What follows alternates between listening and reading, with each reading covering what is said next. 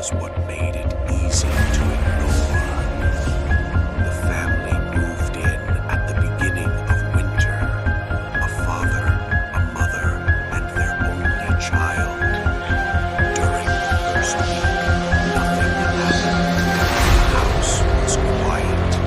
Too quiet, perhaps, but they thought nothing of it. In the second week, the mother began to notice something strange. Every morning, she found the child's bedroom door open. She was certain she had closed it herself every night. She asked her husband. He said he never opened it. She asked her son. He said he never left his room at night. On the third night, she decided to test it. She placed a small piece of paper between the door and the frame before going to bed. In the morning, the paper was on the floor. That night, the father awoke to a faint sound. It was not footsteps. It sounded like something heavy being dragged slowly across the floor. He opened his eyes and looked at the clock. It read 3:17. The sound was coming from the hallway.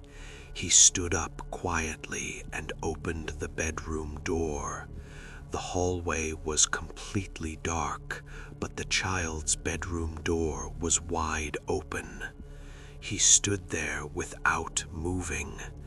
Then he heard whispering. It was not a child's voice. It was not a woman's voice. It was low, broken, as if it were learning how to speak. He went back to bed without closing the door. He did not tell his wife. The next day, the child began to behave strangely. He sat alone in his room, staring at the corner behind his bed, speaking softly. When his mother asked who he was talking to, the boy replied, "The man standing here does not like the light."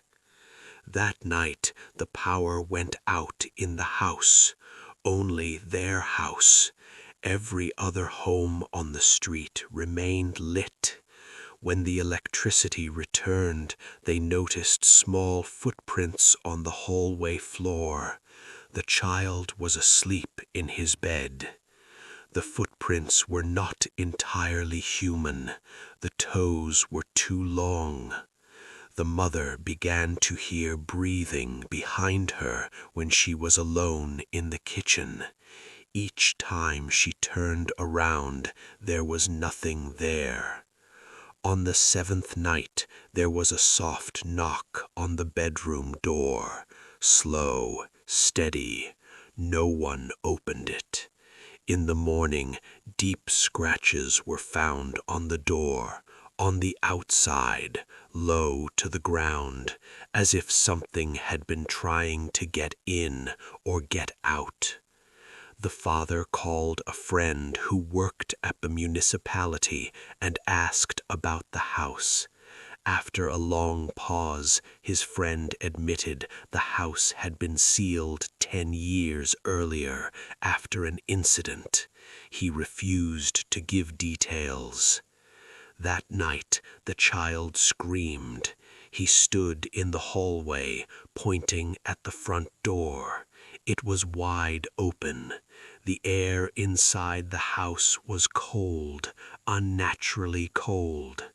They heard the voice clearly this time. It was no longer whispering. "Now it is my turn." In the morning, the child was gone. There were no signs of forced entry, no broken locks, no cameras recorded anything unusual. The police closed the case after a week. They said the child must have left the house on his own. The house was never lived in again. Even today, those who pass it by late at night say they hear a door opening slowly inside, always at exactly 3:17.